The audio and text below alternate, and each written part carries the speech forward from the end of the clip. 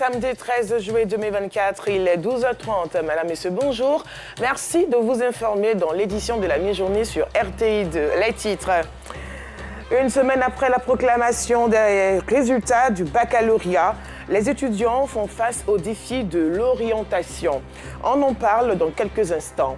Et puis, une découverte macabre de corps mutilés jetés dans une décharge de Nairobi, la capitale kenyane, sème le doute dans le pays. Une fois de plus, je vous souhaite la bienvenue sur RTI2.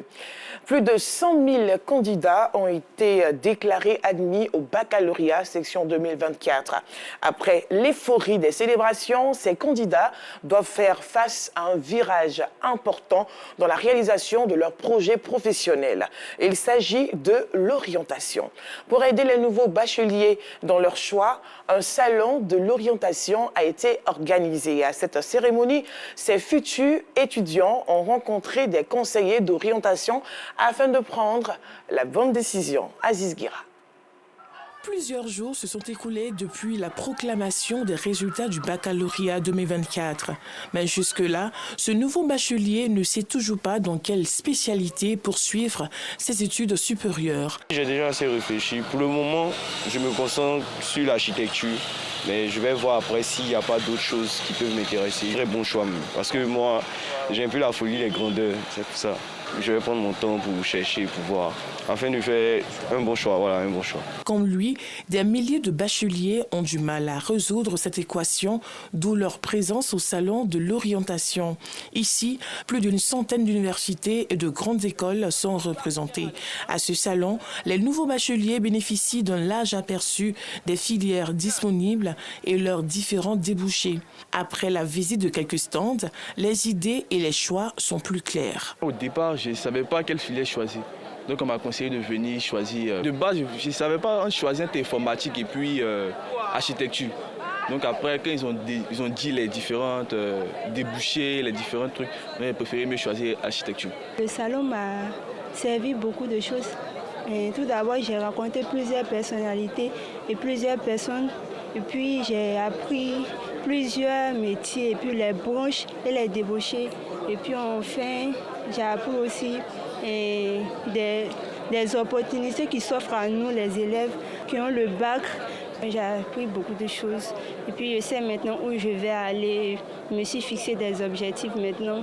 Je vais tout faire pour enfin les atteindre. Selon le gouvernement, le taux de chômage en Côte d'Ivoire est estimé à près de 25% en 2024. Chaque année, ce sont plus de 30 000 diplômés qui se retrouvent sur le marché de l'emploi pour seulement 9 900 emplois disponibles. Le salon de l'orientation se présente donc comme un recours pour équilibrer la balance et réduire le taux de chômage. C'est un salon qui conseille, qui guide, qui accompagne les jeunes dans la mise au point, la finalisation de leurs projets scolaires et professionnels. Puisque sur place ici, vous allez trouver des conseillers d'orientation. Ensuite, vous allez voir également des représentants de grandes écoles et universités, tant nationales qu'étrangères. Et puis, il y a également des entreprises et des spécialistes des différents métiers qui sont là, mobilisés, et qui encadrent ces jeunes-là dans la préparation de leurs projets scolaires et professionnels. Pour s'orienter efficacement, il faut tenir compte de plusieurs facteurs. Si la passion est l'un des éléments clés, d'autres aspects sont aussi à prendre en compte. Ce que nous avons constaté sur le terrain, c'est que les enfants ignorent les critères de choix d'orientation. Ils choisissent de façon fantaisiste. Donc nous leur donnons des indications, des informations relatives à tous ces éléments-là. Un élève qui est passionné, cela est bien, mais il faut en plus avoir des informations sur les aptitudes, parce qu'il y a des critères pour pouvoir intégrer certaines écoles, grandes écoles et universités. Donc nous donnons l'ensemble des informations. La passion seule ne suffit pas. Il faut des aptitudes, des capacités, des compétences, mais il faut également s'assurer que nous avons des valeurs et que cela vraiment soit en concordance avec notre personnalité et notre caractère. Pour les prochaines années, l'immobilier et le numérique se positionnent comme des secteurs offrant le plus d'opportunités d'emploi. D'ici à 2025, l'État ivoirien envisage d'investir 2 000 milliards de francs CFA seulement dans le secteur du numérique. En 2021, ce secteur a généré un chiffre d'affaires de plus de 1 000 milliards de francs CFA, soit 3% du produit intérieur brut. La radio-télévision ivoirienne a un nouveau directeur général. Ce vendredi 12 juillet, au siège de la RTI, il y a eu passation de charge entre le directeur général sortant, Fousseni Dembélé, et le directeur général intérimaire entrant, Jean-Maciel Adou. Au centre de la Côte d'Ivoire, dans la sous-préfecture de Pakwabo, située dans le département de Bouaflé, les conflits entre agriculteurs et éleveurs commencent à mettre à mal la cohésion sociale. Plusieurs agriculteurs ont été priés de quitter certains villages de la circonscription. Face à ce climat qui commence à effriter le tissu social, le sous-préfet de la localité a initié un dialogue intercommunautaire. F. Depuis quelque temps à Aka Ngesankro, localité de la sous-préfecture de Pakwabo, département de Bouaflé, les rapports entre agriculteurs et éleveurs ne sont plus au beau fixe. Les villageois accusent les bouviers d'être à la base des destructions de leur culture. Nous, en tant qu'autorité du village, on essayait de résoudre ces problèmes-là à l'amiable. Et quand on appelait ces éleveurs, ils ne venaient pas. Et c'est ainsi que la population s'est levée, allait chasser les bouviers. Ces conflits sont de plus en plus récurrents dans le reste de la sous-préfecture. Depuis l'année passée, j'ai fait 3 carrés de maïs, 2 carrés d'igname. Les bœufs ont tout gâté. Chaque année, je suis dedans. Même cette année, ce qu'ils ont bouffé là même, on ne sait pas qui. On ne sait pas qui. Tout est devenu comme ça. Je ne peux plus cultiver. Pour mettre fin à ce climat délétère et préserver la cohésion sociale, le sous-préfet de la localité a initié un dialogue intercommunautaire au siège du chef-lieu de la circonscription. Thème : prévention et règlement des conflits entre agriculteurs et éleveurs. Plusieurs communications, entre autres, sur la prévention des conflits, le règlement administratif des conflits et l'indemnisation des victimes ont été débattues au cours de cette journée. Les éleveurs doivent pouvoir comprendre que l'activité d'élevage, qui est leur source de revenus, ne doit pas être une activité qui met en détresse les agriculteurs. Ce dialogue intercommunautaire inclusif est apprécié à juste titre. Ce centre d'atelier, ça montre un peu l'importance de tout le monde dans cette société-là. Et avec ça, on va se retrouver. Je crois que c'est très important. Il faut qu'on sensibilise les gens pour qu'il y aura la paix. Je félicite les organisateurs, le sous-préfet de Pakwabo. Le problème pour le moment n'est pas encore d'acuité, mais il prévient ce qui peut arriver. L'autorité préfectorale en appelle à la conscience de toutes les populations pour le maintien de la cohésion sociale. D'autres rencontres suivront. L'objectif, c'est d'instaurer une plateforme d'échange entre agriculteurs et éleveurs.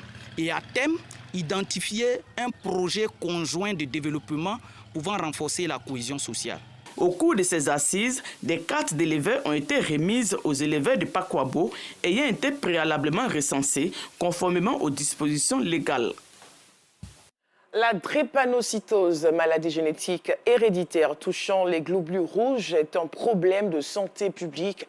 Dans la ville de Daloa, l'association Dréphamcy a organisé une rencontre pour sensibiliser contre le danger que représente cette pathologie. William Kakou et Kader Sogodogo.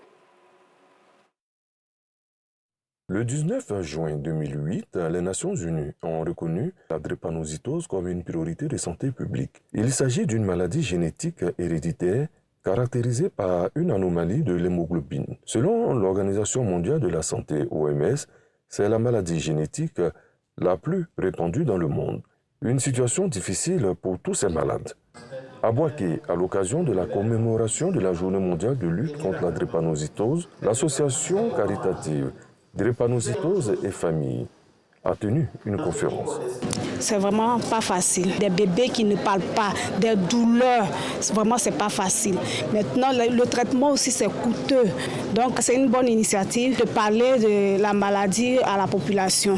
À travers ce moment d'échange qui avait pour thème l'état des lieux de la lutte contre la drépanocytose en Côte d'Ivoire, les spécialistes lancent un appel à l'action. C'est l'occasion de dire aux parents que s'ils ont un enfant qui pleure souvent, qui se plaint d'une partie de son corps, surtout au niveau du ventre, au niveau des os, qui est souvent pâle, où on pense que c'est une anémie et qui fait souvent la fièvre, de consulter les services de santé qui pourraient aider cet enfant d'abord à reconnaître la maladie et puis à le prendre en charge. Pour la présidente de la DREFAMSI, cette maladie qui gagne du terrain nécessite une attention particulière. Il était temps que les drépanocytaires eux-mêmes s'organisent pour prendre la chose en main et puis lutter contre cette maladie-là. Faire connaître tous les aspects sur la drépanocytose. Parce que la drépanocytose, il faut dire que c'est une maladie un peu méconnue quand même. Lors de cette cérémonie, le secrétaire général de préfecture, représentant le préfet de la région de Pékin, a tenu à saluer l'engagement de cette organisation face à la drépanocytose. Des panels et une séance de dépistage ont marqué la journée. Le siècle des plumes ivoiriennes veut apporter une touche particulière à la littérature à travers le Festiplume, un festival de livres pour valoriser les acteurs de la littérature ivoirienne. Ils l'ont fait savoir au cours d'une conférence de presse. Les détails dans ce compte rendu de Justine Kwasi. Promouvoir la littérature ivoirienne afin de créer un cadre d'échange et d'apprentissage dynamique entre les adeptes du livre, c'est la mission que s'est assignée le Cercle des plumes ivoiriennes, CPI. Dans cette dynamique, il organise la première édition du Festiplume, un festival dédié aux livres qui se tiendra du 23 au 24 août prochain dans le quartier de Cocody-Ancré. On veut amener les Ivoiriens à aimer leur littérature. On veut permettre au grand public de se frotter aux écrivains ivoiriens, de les voir comme ça, de les toucher, de parler avec eux et d'essayer de comprendre leur motivation et peut-être de faire des émules. Parce qu'il faut que les gens connaissent l'industrie du livre. Le livre, source de développement durant 3 jours, c'est autour de cette thématique que les amoureux du livre vont se retrouver. Atelier de lecture, atelier d'écriture, exposants, bibliothécaires, écrivains, éditeurs, toute la chaîne de l'industrie du livre réunie en un seul endroit, comme la prochaine maison du livre. Créé en 2024 par l'écrivain Fofana Draman, le Cercle des plumes ivoiriennes compte plus de 200 membres composés des écrivains, des bibliothécaires, des éditeurs, des lecteurs et amoureux du livre. Au Burkina Faso, le gouvernement a adopté un décret pour un nouveau code de personnes et de la famille. Un texte qui consacre l'interdiction à l'homosexualité, donc sa criminalisation. Toute personne s'adonnant à ces pratiques ou en faisant sa promotion est passible de sanctions. D'autres changements contre la déchéance de nationalité ont aussi été intégrés dans ce nouveau texte. Toujours sur le continent africain, au Kenya, une dizaine de corps ont été retrouvés hier vendredi à Mukuru, un bidonville de Nairobi, la capitale. Ils ont été découverts par des jeunes près d'un poste de police.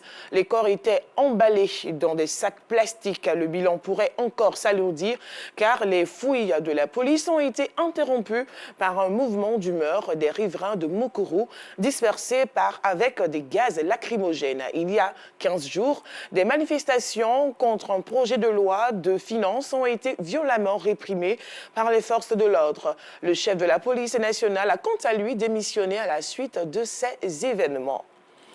Et pour terminer, le président russe Vladimir Poutine a signé plusieurs décrets hier vendredi visant à augmenter les impôts pour les hauts revenus et les entreprises. Une décision prise pour financer l'explosion des dépenses liées au conflit en Ukraine, alors que le déficit fédéral de la Russie atteint 0,5% du PIB sur les 6 premiers mois de l'année 2024.